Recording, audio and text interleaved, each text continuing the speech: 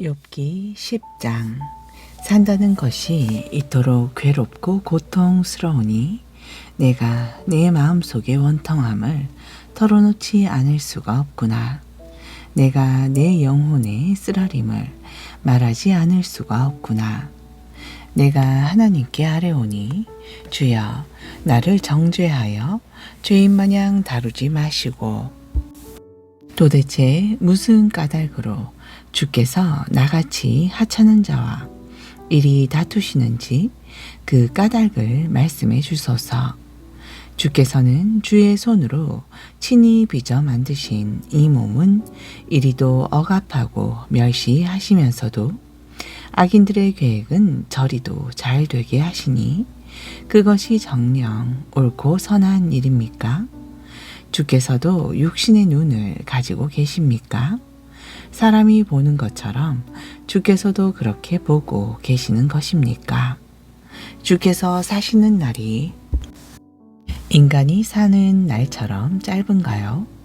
주께서 살아가실 횟수가 사람이 누리는 횟수처럼 짧단 말인가요? 그래서 그토록 나의 허물을 찾아내려 힘쓰시고 나의 죄악을 들추려 애쓰시는 건가요? 주께서는 내게 죄가 없다는 것을 잘 아시고 또한 주의 손에서 나를 빼낼 사람도 아무도 없다는 것을 잘 아시지 않습니까? 주께서 손수 이 몸을 만드시고 이 몸을 빚으시지 않으셨던가요? 그런데 이제 와서 나를 없애려고 그토록 애쓰시는 겁니까?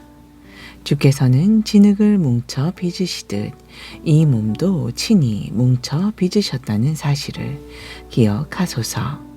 그런데도 어찌하여 이제 와서 나를 다시 흙으로 되돌리려고 하십니까? 주께서는 이 몸을 젖과 같이 쏟아 부으시어 치즈처럼 엉기게 하셨지요.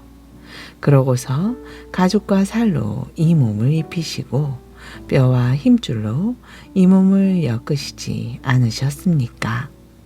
그렇게 주께서는 이 몸에게 생명을 주시고 은혜를 베푸셨으며 나를 돌보시고 내 영혼을 지켜주셨습니다.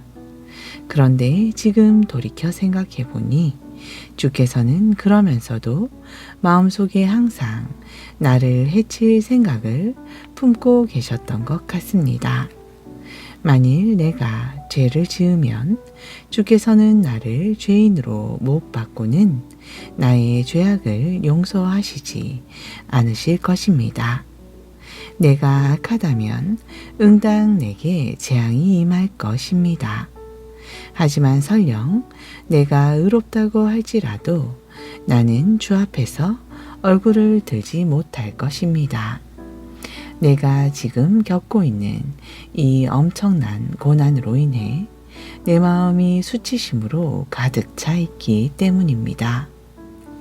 만일 내가 주 앞에서 머리를 당당하게 쳐든다면 주께서는 사자처럼 내게 달려들어 나를 여지없이 사냥하시겠지요. 그래서 주의 기이한 능력을 다시금 나타내시어 나를 해치겠지요. 주께서는 내게 불리한 증인들을 번갈아 계속 세우시면서 나를 향한 진노를 한층 더하고 계시니 마치 군대처럼 쉴 새 없이 나를 몰아치고 계십니다.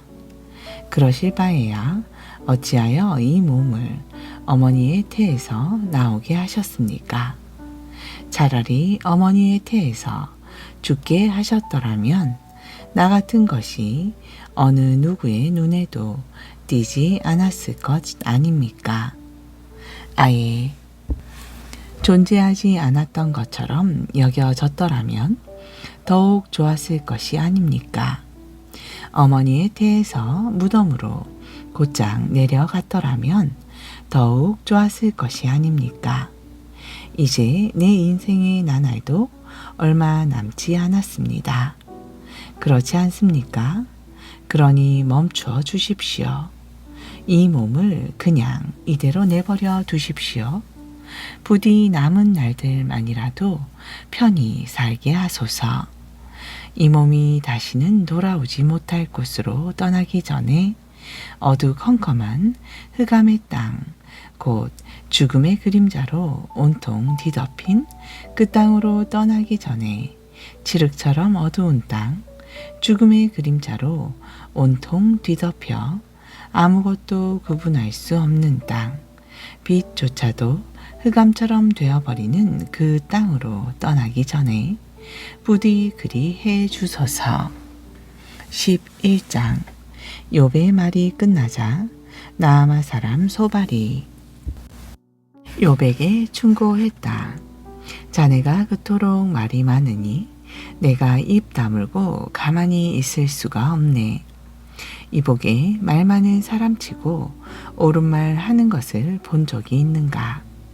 자네의 빈말을 듣고도 누가 입 다물고 가만히 있을 수 있겠는가? 자네가 그렇게 비아냥거리는데 누가 자네를 탓하지 않을 수 있겠는가? 자네는 말하기를 내 주장은 아무 흠이 없고 내가 주 앞에서도 깨끗하다 라고 하는군. 참으로 답답하네. 이럴 때 하나님께서 친히 입을 여시어 자네가 그러다는 것을 말씀해 주신다면 오죽이나 좋을까. 그분께서 자네에게 지혜의 비밀을 드러내어 보여줄 수 있다면 좋으련만 그분의 지혜는 우리로서는 참으로 감당하기 어렵다네. 그러니 지금 자네가 받는 벌은 자네가 실제로 지은 죄보다 훨씬 가볍다는 것을 알아야 하네. 이복의 욥, 자네가 하나님의 깊은 뜻을 어찌 알 수 있겠는가? 자네가 전능하신 분의 무한하심을 어찌 깨달을 수 있겠는가? 진실로 그분은 높은 하늘보다 더 높으시니 자네가 어찌 미칠 수 있겠는가? 깊은 무덤보다도 더 깊으시니 자네가 어찌 알 수 있겠는가? 하나님께서 미치는 범위는 온 땅보다도 더 길고 모든 바다보다도 더 넓단 말일세. 그분께서 모든 태를 두루 다니시면서 사람들을 잡아 가두시고 신문하신다면 누가 감히 그분을 막을 수 있겠는가? 그분께서는 거짓된 사람들을 단번에 알아보시고 악을 보시면 곧바로 알아차리신다네. 미련한 사람이 현명해지기를 기다리느니 차라리 들나귀가 사람 낳기를 기다리는 게 더 나을 걸세. 이복의 욥, 그러니 자네가 이제라도 마음을 빠르게 먹고 주를 향해 자네의 손길을 뻗친다면, 그리고 자네가 모든 악한 일에서 손을 떼고 어떤 불의도 더 이상 자네의 집에 머물지 못하게 한다면 자네는 정녕 아무 거리낌 없이 당당하게 얼굴을 들고 다닐 수 있을 걸세. 굳게 서서 두려움 없이 살아갈 수 있을 것이란 말일세. 그렇게 되면 지금까지의 고통과 불행은 다 잊어버리게 되고 흘러가 버린 시냇물처럼 과거를 추억하게 될 걸세. 그리고 자네의 인생은 대낮의 강렬한 햇빛보다 더 밝아질 것이고 암울했던 시간들은 아침 햇살같이 환해질 걸세. 이제 자네에게 소망이 있으므로 마음이 든든해질 것이네.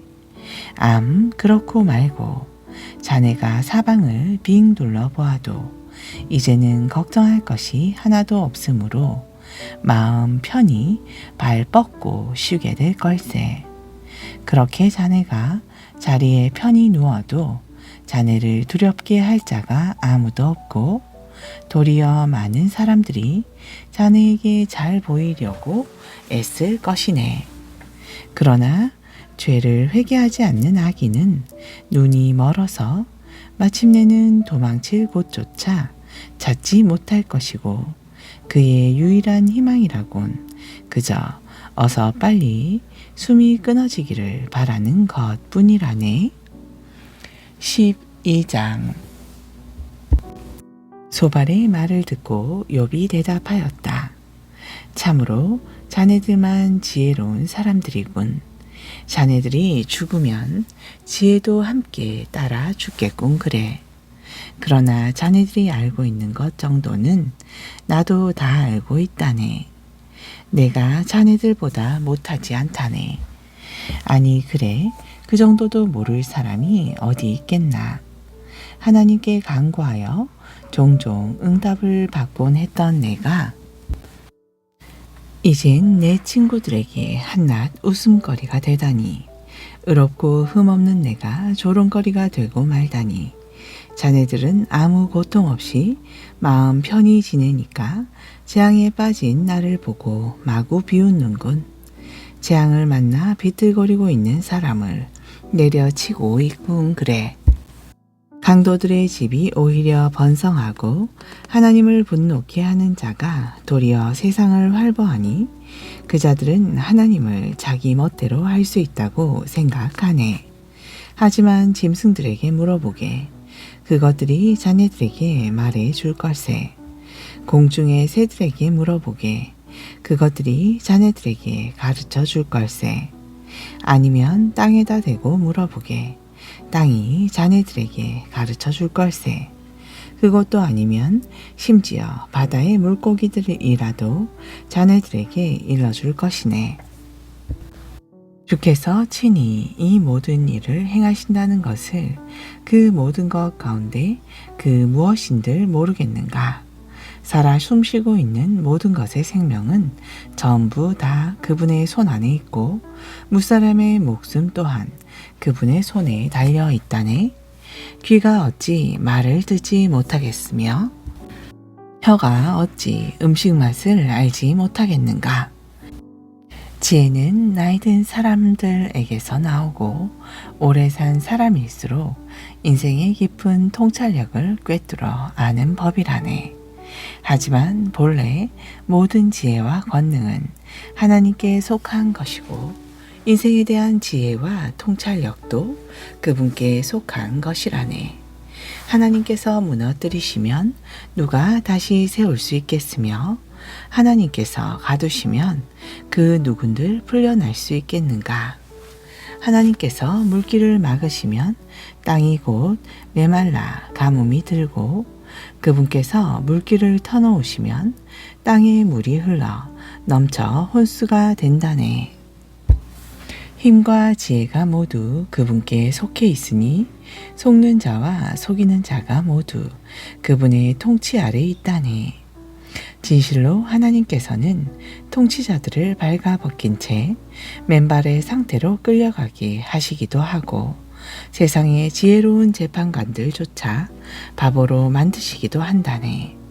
또 왕들이 맨 그들의 띠를 풀어서 그것으로써 도리어 그들의 허리를 결박하여 포로로 끌고 가시기도 한다네. 또 제사장들을 벌거벗긴 채 끌려가게 하시고 권력자들의 권세를 한순간에 무너뜨리시기도 한다네. 또 말 잘하는 참모들의 입도 뚝 다물게 하시고 나이 많은 자들의 분별력도 흐리멍텅하게 만드시기도 한다네. 귀족들에게 수치와 멸시를 퍼부으시고 힘있는 권력자들의 권세를 약하게 하시는 분, 어둠 속에 감춰진 것들을 밝히 드러내시고 죽음의 그늘조차도 빛 가운데로 끌어내시는 분, 문 나라들을 강하기도 하시고 망하게도 하시며 뭇 민족들을 번성하게도 하시고 흩어버리시기도 하시는 분, 땅 위의 세상 사람들을 다스리는 지도자들에게서 분별력을 빼앗으셔서 그들로 길없는 거친 광야에서 헤매게 하시는 분. 그러면 세상의 지도자들은 빛도 없는 어둠 속을 더듬거리며 다니고 술 취한 사람들처럼 비틀거리지 않던가. 13장. 이것 보게 내가 이 모든 것을 내 눈으로 직접 보아왔고 내 귀로 들어서 다 알고 있네. 자네들이 알고 있는 것을 나 또한 잘 알고 있네. 내가 자네들만 못하지 않다네. 하지만 내가 말하려고 하는 대상은 자네들이 아니라 전능하신 하나님일세. 나는 하나님께 정말 내 고난의 이유를 묻고 싶을 뿐이네. 그런데 자네들은 내게 대하여 거짓말을 지어내고 있을 뿐 아무런 병도 고쳐주지 못하고 있으니 전부 쓸모없는 돌팔이 의사나 마찬가지일세. 그러니 자네들은 입을 꾹 다물고 있게. 차라리 그것이 더 지혜롭겠어. 내가 뭐라고 하는지 잘 들어보게. 내 입술의 변론을 주의 깊게 들어보게나. 자네들은 하나님을 위한답시고 어찌 허튼 소리를 하고 있는 것인가? 하나님을 위한답시고 어찌 빈말을 하고 있는 것인가? 자네들이 하나님의 편을 들겠다는 것인가? 하나님을 위해 변호를 하겠다는 것인가? 하나님께서 자네들을 속속들이 들추셔도 좋단 말인가? 사람을 속이듯 그렇게 자네들이 하나님을 속일 수 있으리라고 생각하는가? 자네들이 거짓말을 해서 하나님을 편든다고 해도 하나님께서는 틀림없이 자네들을 꾸짖으실 것이네. 자네들은 그분이 두렵지도 않는가? 그분의 크신 위험 앞에서 자네들은 놀랄 것이고 그분에 대한 두려움 때문에 자네들은 무서워 부들부들 떨 것이네. 자네들은 나를 향해 언제나 쓸모없는 상투적인 격언만을 들먹거리는군. 그러니 자네들의 변론은 무너지기 쉬운 흙덩이처럼 아무런 힘도 쓰지 못할 걸세. 그래는 이제는 입을 좀 다물고 내가 말하는 대로 좀 내버려 두게나.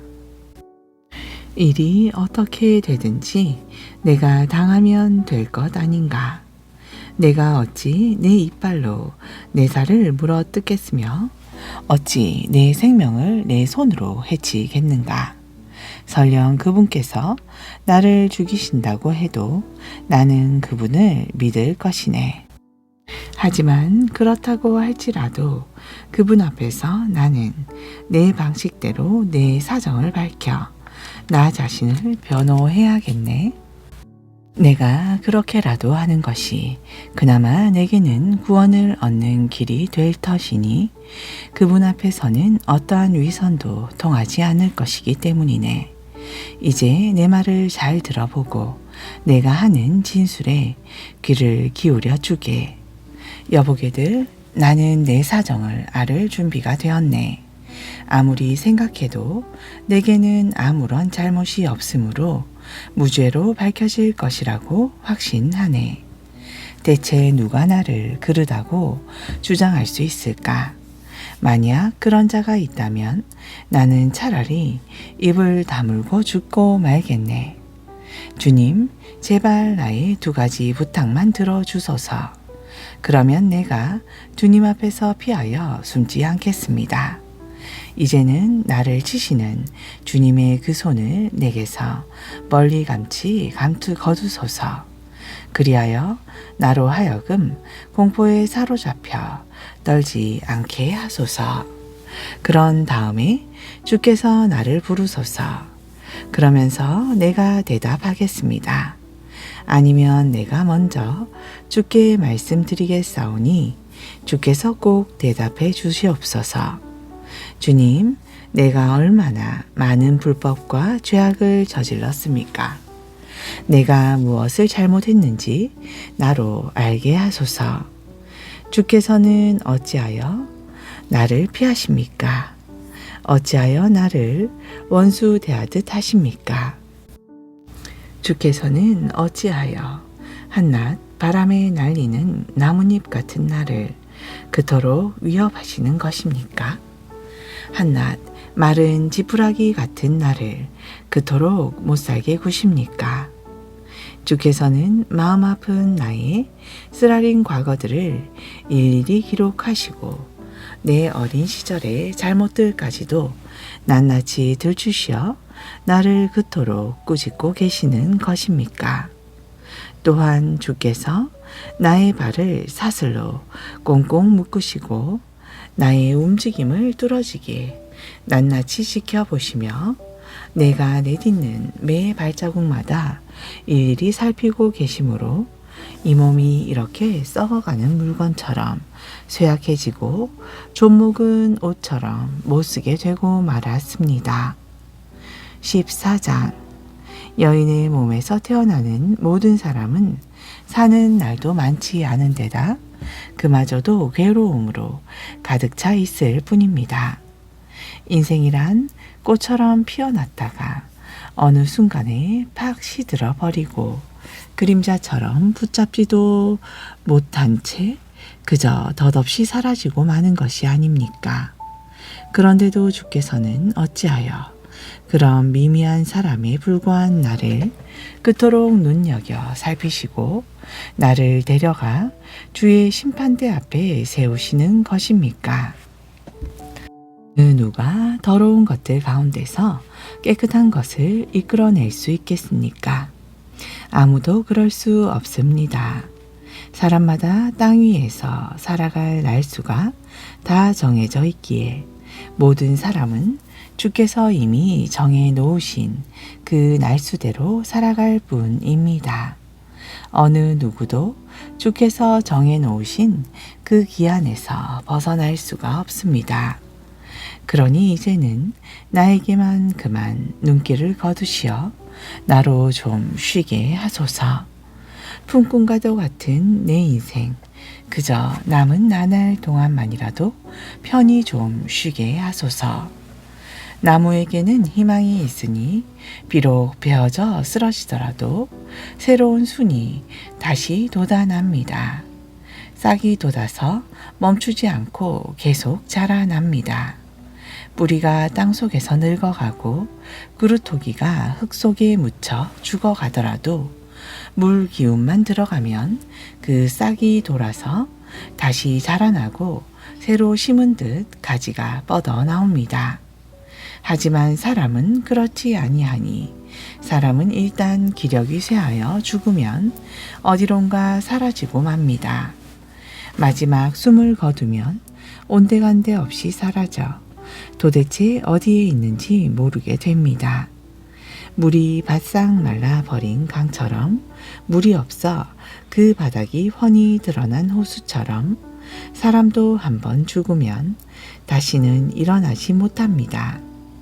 하늘이 없어질 때까지 일단 죽은 사람은 잠에서 다시는 깨어나지 못합니다. 오 주여 차라리 나를 무덤 속에 숨겨 주소서. 주님의 분노가 다 지나갈 때까지 나를 거기에 감추어 주소서. 그리하여 기한을 정해 주셨다가 때가 되면 나를 기억해 주소서. 사람이 한번 죽고 나면 어찌 다시 살아나겠습니까? 그러므로 이 몸은 이 고통스럽고 괴로운 날들이 다 지나갈 때까지 거기 무덤에 꼭꼭 숨어서 꾹 참고 기다리겠습니다. 그러다가 때가 되어 주께서 나를 부르시면 나는 큰 소리로 예 주님 하고 주께 대답하겠습니다. 그러면 그때는 주께서도 주의 손으로 지으신 나를 보시고 흐뭇해 하실 것입니다. 그러므로 비록 지금은 주께서 나의 발걸음을 일일이 헤아리고 계시지만 그때는 내 죄를 낱낱이 살피지 않으실 것입니다. 또 그때는 주께서 나의 허물을 자루 속에 꾹꾹 눌러 담아 철저히 봉해 두시고 나의 잘못이 하나도 보이지 않게 온전히 덮어 주실 것입니다. 그러나 이게 어찌된 일입니까? 산이 와르르 무너져 내리듯이 바위가 그 자리에서 온데간데 없이 옮겨지듯이 물이 돌들을 닳게 하여 없애버리듯이 급류가 땅의 흙먼지를 모조리 쓸어가 버리듯이 주께서는 사람의 소망을 다 쓸어가 버리셨습니다. 주께서 사람을 끝까지 다그치고 억누르시니 사람이 모두 주 앞에서 사라지고 맙니다. 창백하게 질린 얼굴로 주 앞에서 멀리 쫓겨나고 맙니다. 그러므로 그의 자식들이 영예를 얻는다고 한들 그가 알지 못하고 그의 자식들이 비천해진다고 한들 그가 알 길이 없습니다. 그는 다만 자기 몸의 고통만을 느낄 뿐이고 자신의 슬픔만을 알아 마음속 깊이 통곡할 뿐입니다. 아멘. 신약전서 사도행전 7장 54절. 스데반의 말을 듣고 공의 사람들은 화가 치밀어 올라 스데반을 보며 이를 갈았다. 그러나 스데반은 성령이 충만하여 하늘을 우러러 보니 하나님의 크신 영광이 보이고 또한 예수님께서 하나님 오른편에 서 계신 모습이 보였다. 광경을 보고 스데반이 크게 소리쳐 말했다. 보시오, 저기 하늘이 열리고 인자가 하나님의 오른편에 서 계십니다. 그러자 사람들은 손으로 귀를 틀어 막으면서 목청껏 소리를 지르더니 일제히 스데반을 향해 달려들었다. 그런 후 그들은 스데반을 붙잡아 성 밖으로 끌어내더니 돌로 치기 시작했다.